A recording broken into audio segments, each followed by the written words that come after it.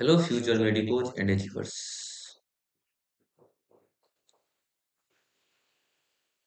जैसा कि आपको पता है, ये जो हमारा सीरीज चल रहा है, इस सीरीज में हम लोग नीट में पूछे हुए क्वेश्चन को एनसीईआरटी के किस पैराग्राफ के किस लाइन से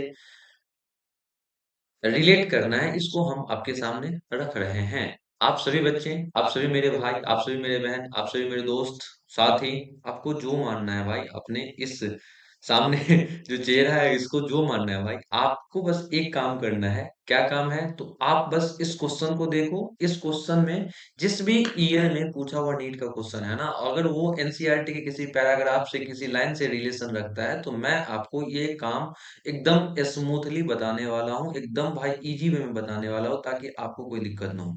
जैसे कि आज का जो क्वेश्चन है, एक क्वेश्चन 2018 में पूछा है, एक क्वेश्चन 2014 में पूछा है, और एनसीईआरटी के किस पैराग्राफ से पूछा है, ये अभी देखने वाले हो। आप सभी बच्चों को एक बात तो पता है कि 70 से 80% क्वेश्चन आपके पीवाईक्यू बेस्ड होते हैं। ये हम सब दिन बोलेंगे, क्योंकि आपको ये दिमाग में आपके फिट होने चाहिए। 70 से 80% क्वेश्चन पीवाईक्यू बेस्ड होते हैं। पीवाईक्यू बेस्ड का बाबू सिंपल सा मतलब होता है सेम कंसेप्ट का रिपीट करना, सेम कॉन्सेप्ट का रिपीट करना मेरे भाई। क्या? सेम कंसेप्ट का रिपीट होना। देखो, सेम क्वेश्चन, आपका भाग्य बहुत अच्छा रहा तभी सेम क्वेश्चन रिपीट होगा, यानी कि 0.1% चांसेस है, बट सेम कंसेप्ट रिपीट होने के चांस 70 से 80% है, क्योंकि कंसेप्ट बदले नहीं जाते हैं। जिस कंसेप्ट से क्वेश्चन पूछ लिया है ना, प्रोबेबिलिटी वही होता है कि सेम ही कंसेप्ट से या सेम ही पैराग्राफ से दूसरा क्वेश्चन पूछ लेगा, लेकिन क्वेश्चन वहीं से पूछा जाता है। तो आप अच्छे से जिस पैराग्राफ से क्वेश्चन एक बार उठा लिया है, कम से कम उस पैराग्राफ को इतना बढ़िया से आप करके जाओ एग्जाम में, ताकि आपके क्वेश्चन देखते ही आपका आंसर आ जाए। भाई, मेरे एग्जाम से एक रात पहले सभी बच्चे, एक दिन पहले सभी स्टूडेंट में ही होता है कि आज क्या पढ़ूं, हड़बड़ाहट में। वही हड़बड़ाहट दूर हो जाएगा अगर आप इस सीरीज को फॉलो कर लेते हो। आज का पहला क्वेश्चन ये 2018 नीट में पूछा हुआ क्वेश्चन है। ये जो आप देख रहे हो 2018 नीट में पूछा हुआ क्वेश्चन है। किन्हीं को अगर दिक्कत डॉट लग रहा है भाई कि सच में 2018 में पूछा है कि नहीं, तो आपको एक बात बताते हैं, चले जाना। एमटीजी पब्लिकेशन का ये बुक है भाई, एमटीजी पब्लिकेशन के बुक से क्वेश्चन लिया गया है। एमटीजी पब्लिकेशन बुक में चले जाना, अब देख नीट पीवाईक्यू में 35 ईयर्स या 34 ईयर्स जो भी है, उसमें चले जाना, आपको ये क्वेश्चन मिल जाएंगे। 2018 में पूछा हुआ क्वेश्चन है। क्या क्वेश्चन है?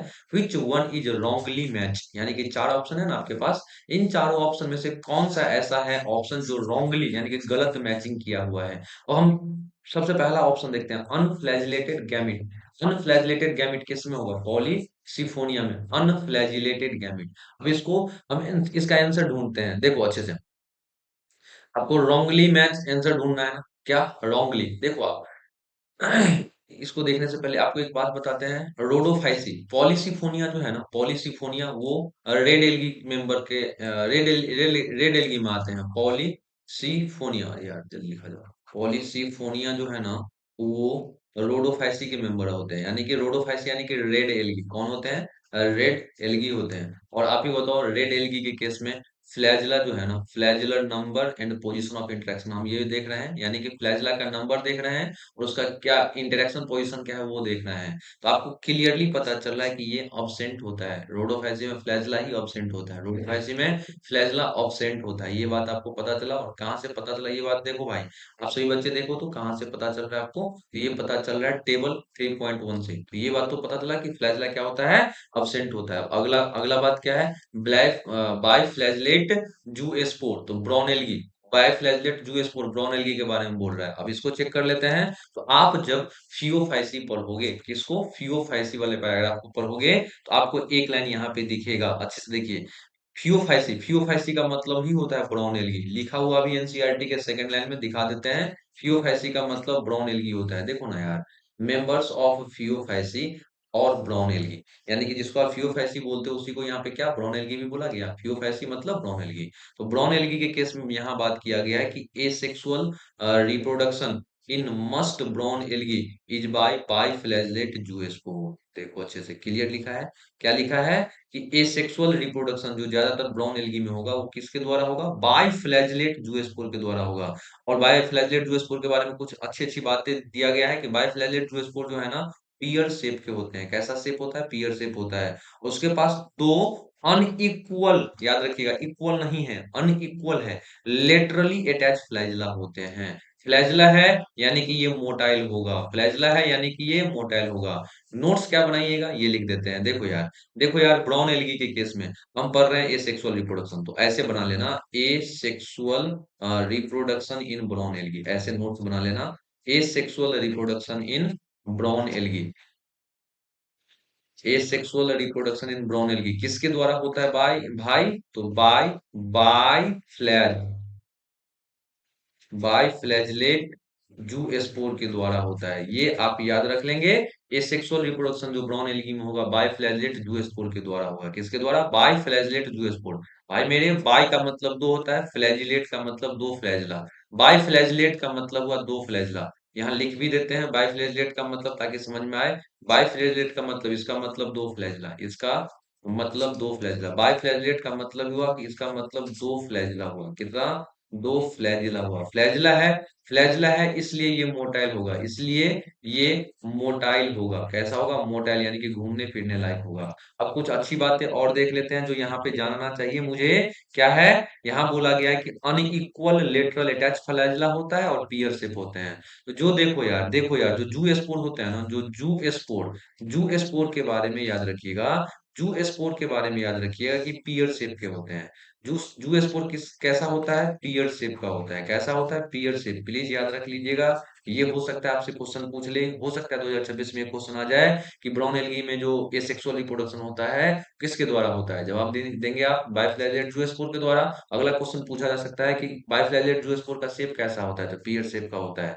साथ ही साथ आपको याद रखना है कि जो दो फ्लैजला है ना वो अनइक्वल होते हैं। फ्लैजला के बारे में बातें हैं, फ्लैजला अनइक्वल होता है और लेटरली अटैच होते हैं। कैसे अटैच होते हैं, अनइक्वल के साथ साथ लेटरली अटैच्ड होते हैं। कैसे अटैच्ड होते हैं, लेटरली अटैच्ड होते हैं। ये पूरा बात से सेकंड ऑप्शन आप रिलेट कर पाएंगे, अच्छे से लिख लीजिएगा। अब हम आगे बात करते हैं गेम्मा कप के बारे में। गेम्मा कप बोल रहा है आपसे मार्चेंटिया में होता है क्या। अब इसको एनसीईआरटी के किस पेज से पूछा गया है, तो आप देखेंगे लिवर वर्ड को। किसको देखेंगे, लिवर वर्ड को। एक सेकंड भाई, पिछला क्वेश्चन थोड़ा सा आपको ये चीज है ना, इसको नोट्स बनाइए, जल्दी जल्दी नोट्स बनाइए भाई।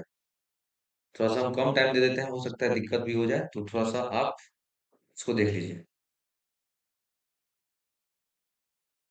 जल्दी। इसको नोट्स बना लीजिए भाई, जल्दी जल्दी जल्दी। टाइम वेस्ट नहीं करिए, थोड़ा सा आपको टाइम दे देते हैं लिखने का।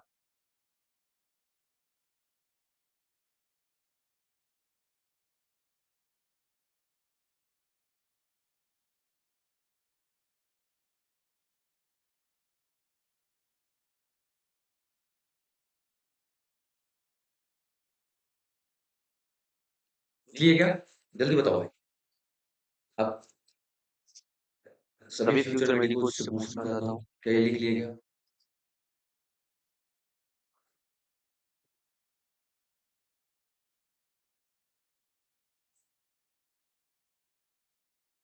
क्या लिख लिए क्या। आगे चलते हैं, आगे चलते हैं भाई, आगे चलते हैं।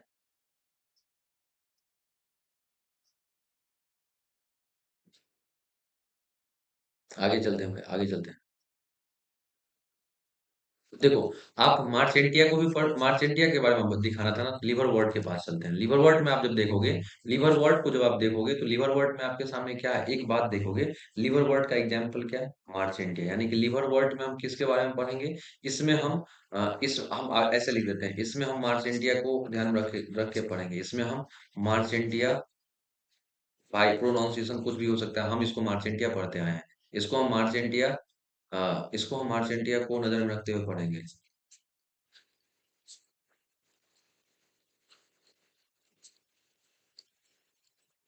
है ना। यानी कि लिवर वर्ट में जो भी पढ़ेंगे एग्जाम्पल याद रखेंगे मार्चेंटिया का। मार्चेंटिया में आपको क्या दिख रहा है, गेम्मा दिख रहा है। साथ ही साथ अच्छे से पिछला वीडियो आप देखेंगे तो गेम्मा के बारे में पूरा अच्छे से बताएं, इसलिए यहाँ पे हम शॉर्टकट में निकल रहे हैं। आप इससे जस्ट डे 3 प्लांट किंगडम पढ़ लेना भाई, 7-10 मिनट का के अंदर का ही वीडियो है, उसको पढ़ लेना। वहाँ अच्छे से बताएं, प्लीज आप पढ़ लेना भाई। डे 3 वहाँ पे गेम्मा के बारे में अच्छे से बताएं, इसलिए यहाँ पे इस वीडियो में टाइम वेस्ट आपका नहीं करवाएंगे, क्योंकि आपका टाइम बहुत बेशकीमती है भाई, प्राइसलेस आपका टाइम। तो देखो, लिवरवर्ट में आप गेमा पढ़े हो, साथ ही साथ गेमा कप भी पढ़े हो पिछला क्लास में। तो गेमा कप कहाँ रहेगा भाई? मार्चेंटिया में। चलो आंसर मिल रहा है क्या? आंसर मिल रहा है क्या? हाँ सर, गेमा कप कहाँ है? मार्चेंटिया में। अब यूनिसेलुलर एल्गी क्लोरीला से मैच करवा रहा है, इसको देख लेते हैं एनसीईआरटी में। तो जब आप इसको पढ़ोगे, एल्गी स्टार्ट होने से पहले पढ़ोगे, तो एक लाइन लिखा है chlorella, a unicellular algae rich in protein and used as food supplement even by space traveller. यानी कि क्लोरीला के बारे में अच्छे से बता दिया है। क्लोरीला ऐसा है ना, जो कि कैसा है सर? यूनिसेलुलर एल्गी है। कैसा है सर? यूनिसेलुलर। एल्गा या एल्गी बात बराबर ही है। देखो, एल्गी का मतलब प्लूरल, एल्गा का मतलब यूनिसेलुलर सिंगुलर। तो यूनिसेलुलर एल्गा होता है rich in protein, rich in protein, protein में धनिकता होता है, यानी कि प्रोटीन उसमें बहुत ज्यादा मात्रा में पाया जाता है, और फूड सप्लीमेंट के रूप में यूज किया जाता है स्पेस ट्रैवलर के द्वारा। अब हम आंसर ढूंढते हैं कि गलत कौन सा है। अब वो मेरे आपको यहाँ पे एक बात तो पता चला कि रोडोफैसी यानी कि रेड एल्गी, यानी कि रेड एल्गी का ही एग्जांपल है पॉलीसिफोनिया। एक मिस्टेक हुई है मेरे से कि मिस्टेक नहीं बोल सकते यार उसको, रोडोफैसी भी एनसीईआरटी से दिखा देना चाहिए था, बट आप रोडोफैसी चले जाओ, रोडोफैसी जहाँ पे पैराग्राफ रोडोफैसी वाला है वहां पे आप एग्जाम्पल में पॉलीसिफोनिया देखोगे। तो पॉलीसिफोनिया में बोल रहा है फ्लैजला जो है ना अब्सेंट होगा, यानी कि रोडोफैसी में फ्लैजला होता ही नहीं है। आप क्वेश्चन को देखिए, यहाँ पे देखोगे यूनिफ्लैजिलेट है। हमको स्टार्टिंग में पढ़ने में थोड़ा सा गलती हो गया था हड़बड़ाहट में। यूनिफ्लैजिलेट का मतलब हुआ यूनिफ्लैजिलेट, यूनिफ्लैजिलेट का मतलब एक फ्लैजला, यूनिफ्लैजिलेट का मतलब एक फ्लैजला। यानी कि आपको बोला गया पॉलीसिफोनिया यूनिफ्लैजिलेट वाला गैमीट है क्या? देखो कितना बारीकी से पढ़ना पड़ता है। आप हर बार में इसको अनफ्लैजिलेटेड पढ़ सकते हो, अनफ्लैजिलेट पढ़ सकते हो। अनफ्लैजिलेट का मतलब होता है जिसमें फ्लैजला ना हो। आपको ये भी सही लग सकता है, बट कितना गंदा गेम खेल सकता है। यूनी था ये, यूनी फ्लैजिलेट का मतलब एक फ्लैजला हुआ। और आप अभी तुरंत देखो हम बाबू कि रोडोफैसी में एक भी नहीं होता है, एब्सेंट होता है। तो आपका गलत स्टेटमेंट कौन हो जाएगा सर? ऑप्शन ए हो जाएगा। बहुत अच्छा क्वेश्चन, बहुत दिमागी क्वेश्चन था, 2018 नीट में पूछा हुआ था, प्लीज याद रखिएगा। अब हम अगला प्रश्न पे चलते हैं। अगला प्रश्न आपके सामने ये है, which of the following is responsible for पीट फॉर्मेशन? बाबू पीट फॉर्मेशन के लिए कौन रिस्पॉन्सिबल होता है? और इतना नाम है यहाँ पे, इतना नाम है यहाँ पे। वैसे हम आपको एक बात एक्स्ट्रा नॉलेज बता देते हैं, स्फैग्नम का नाम ही होता है पीट मॉस। स्फैग्नम, ये एक्स्ट्रा बात है, स्फैग्नम का नाम होता है दूसरा पीट मॉस। इसका दूसरा नाम क्या होता है? पीट मॉस इसका दूसरा नाम होता है। अब हम इसका आंसर ढूंढते हैं। जब आप लिवर वर्ड से पहले वाला पैराग्राफ को पढ़ोगे, जब एनसीईआरटी में लिवर वर्ड जहां है उससे पहले वाला पैराग्राफ पढ़ोगे, तो आपको एक लाइन दिखेगा। क्या दिखेगा सर? तो देखिए अच्छे से इसको अंडरलाइन करिए, स्पेसीज ऑफ एस्फैग्नम। देखिए एस्फैग्नम का जो स्पेसीज है ना, दरअसल एस्फैग्नम का स्पेसीज है वो एक प्रकार का मॉस होगा। जैसे कि ब्रायोफाइट में आप दो चीज पढ़ोगे, ब्रायोफाइट, ब्रायोफाइट में दो पैराग्राफ पढ़ना है। एक पढ़ना है लिवर वर्ड का, एक पढ़ना है लिवर वर्ड्स का, और दूसरा पढ़ना है मॉस का। तो जब आप मॉस पढ़ोगे ना भाई, जब आप मॉस पढ़ोगे ना, मॉस में एक चीज एस्फैग्नम के बारे में पढ़ना है। तो वही बात है स्पेसीज ऑफ एस्फैग्नम। एस्फैग्नम का जो स्पेसीज है वो एक प्रकार का मॉस है। और एस्फैग्नम का स्पेसीज प्रोवाइड करवाता है पीट को। किसको प्रोवाइड करवाता है? पीट को। किसको? पीट को प्रोवाइड करवाता है, इसीलिए इसका नाम है पीट मॉस। इसीलिए एस्फैग्नम का दूसरा नाम पीट मॉस होता है। अब देखो आगे लिखा है that have long been used as fuel and packing material for transhipment of living material because of their capacity to hold water. अच्छे से याद रखिएगा, स्पैग्नम के बारे में इतनी सारी बातें। हो सकता है अगला क्वेश्चन यहां से पूछ दे कि उसके पास वो अगला क्वेश्चन ये पूछ दे कि स्फैगनम किस किस चीजों में यूज किया जाता है, तो आप बोल सकते हो पैकिंग मटेरियल के लिए यूज कर सकते हैं और फ्यूल के रूप में यूज कर सकते हैं। ये क्वेश्चन पूछा जा सकता है 2026 में। 2026 में हो सकता है ये पूछ दे भाई, तो अभी क्यों नहीं हम तैयार करके चले जाएं। यहाँ स्फैगनम के बारे में क्या याद रखना है? स्फैगनम के बारे में याद रखना है, देखो भाई स्फैगनम के बारे में क्या याद रखना है। तो स्फैगनम के बारे में याद रखना है कि ये एक मॉस होता है। पहला बात, ये क्या है सर? मॉस होता है। ए मॉस, स्फैग्नम क्या है सर? ए मॉस है, ठीक है। ये क्या करता है सर? तो प्रोवाइड करवाता है पीट को। ये क्या करता है सर? पीट प्रोवाइड करवाता है। अपना आंसर तो यही मिल गया कि स्फैग्नम है जो पीट प्रोवाइड करवाएगा, यानी कि पीट प्रोडक्शन के लिए। देखो बाबू, देखो बाबू, पीट प्रोडक्शन के लिए, पीट फॉर्मेशन के लिए रिस्पॉन्सिबल कौन होगा? स्फैग्नम होगा। आंसर तो यही मिल गया। अब हम अच्छे से इसको इन डिटेलिंग कर लेते हैं स्फैग्नम के बारे में कि एक मॉस है, ये प्रोवाइड करवाता है किसको? पीट प्रोवाइड करवाता है। अगला बात क्या याद रखना है आपको कि इसको हम लोग फ्यूल के रूप में यूज कर सकते हैं, फ्यूल के, इसको हम यूज्ड एज फ्यूल, ठीक है। साथ ही साथ ट्रांसशिपमेंट ऑफ लिविंग मटेरियल में, यानी कि packing material of, packing material, जैसे खाना पैक करने के लिए एल्युमिनियम फॉयल का यूज करते हैं ना, इसी तरीका से पैकिंग मटेरियल, एल्युमिनियम फॉयल वहां पे खाना पैक करने के लिए पैकिंग मटेरियल हुआ। इसी प्रकार से यहाँ पे स्फैग्नम पैकिंग मटेरियल के रूप में यूज किया जाता है। किसके लिए पैकिंग मटेरियल? एनसीईआरटी का लाइन देख लीजिए। तो पैकिंग मटेरियल होता है ट्रांसशिपमेंट ऑफ लिविंग मटेरियल। देखो किसके लिए? तो packing material for transhipment of living material, और ट्रांसशिपमेंट ऑफ लिविंग मटेरियल। और आगे एनसीईआरटी क्या बताता है आपको? एनसीईआरटी के इर्द गिर्द आपको एनसीईआरटी का लाइन ही याद करने बोलेंगे। लिविंग मटेरियल के ट्रांसशिपमेंट के लिए पैकिंग मटेरियल की तरह काम में आता है। देखो बाबू, लिविंग मटेरियल का ट्रांसशिपमेंट करवाना हो, उसके लिए पैकिंग मटेरियल के रूप में हम स्फैग्नम का इस्तेमाल करते हैं। और इसका इस्तेमाल इसलिए करते हैं क्योंकि स्फैग्नम के पास वाटर होल्डिंग कैपेसिटी होता है। ये हम नहीं बोल रहे हैं, एनसीईआरटी बोल रहा है। क्यों? क्योंकि their capacity to hold water, इसके पास स्फैग्नम के पास वाटर होल्ड करने का कैपेसिटी होता है। वाटर होल्ड करने का कैपेसिटी होता है, करने का कैपेसिटी होता है। ये बात आपको याद रखना है, कैपेसिटी होता है। क्या इतना बात याद रख लोगे? मिलते हैं भाई नेक्स्ट वीडियो में। राधे राधे आप सभी बच्चों को, आप सभी भाइयों को, आप सभी बहनों को। आप सभी इसी प्रकार से मेरे साथ हर एक दिन दो क्वेश्चन आपके सामने होगा, और दो क्वेश्चन एनसीईआरटी के जिस भी पैराग्राफ से होगा। एनसीईआरटी पैराग्राफ जिस किसी से भी पैराग्राफ के जिस किसी भी लाइन से होगा, वो आपके सामने रखेंगे हम, ताकि आपका एग्जामिनेशन प्रिपरेशन में एक हेल्प कर पाऊं भाई। आप सभी बच्चे चैनल को ज्यादा से ज्यादा बच्चों तक सब्सक्राइब शेयर करवाइएगा, शेयर करिएगा। चैनल पे आप अगर नए हैं तो चैनल को सब्सक्राइब कर लीजिएगा, ताकि हर एक दिन 10 बजे रात में, 10 PM में हर एक दिन आपको मिल जाए हमारा वीडियो का नोटिफिकेशन। भाई मेरे किसी किसी दिन मेडिकल इमरजेंसी अगर रहे, या किसी भी कारण से ही 10 बजे से दूर होगा, लेकिन 10 बजे आप रेगुलर याद रखो कि आपको वीडियो मिल जाएगा। दूसरा बात, अगर विद्यासागर क्लास पटना पे रेगुलर मोड में क्लास स्टार्ट होने वाला है। किसके किसके लिए सर? तो अगर आपको नीट के थ्रू बीएससी नर्सिंग चाहिए, नीट के थ्रू अगर बीएससी नर्सिंग चाहिए बाबू, नीट के थ्रू बीएससी नर्सिंग चाहिए, नीट के थ्रू बीएससी नर्सिंग चाहिए। अगर आपको एम्स बीएससी नर्सिंग का एग्जाम देना है, एम्स बीएससी नर्सिंग का एग्जाम देना है, एम्स पैरामेडिकल का एग्जाम देना है, अगर बिहार के बच्चे हैं और आपको बीसीईसी का एग्जाम देना है, अगर आप झारखंड के बच्चे हैं जेसीईसी का एग्जाम देना है, यूपी के बच्चे यूपी सीनेट का एग्जाम देना है, आरयूएचएस राजस्थान वाले देना है, भाई किसी भी स्टेट के अगर आप हो ना, और आपको अगर ऑनलाइन क्लासेज एकदम फ्री कंसेप्ट के साथ क्वेश्चन प्रैक्टिस वाला क्लास चाहिए, तो विद्यासागर क्लास पटना आप सभी बच्चों के लिए बेहतरीन मौका लेके आया, बेहतरीन प्लेटफॉर्म लेके आया है।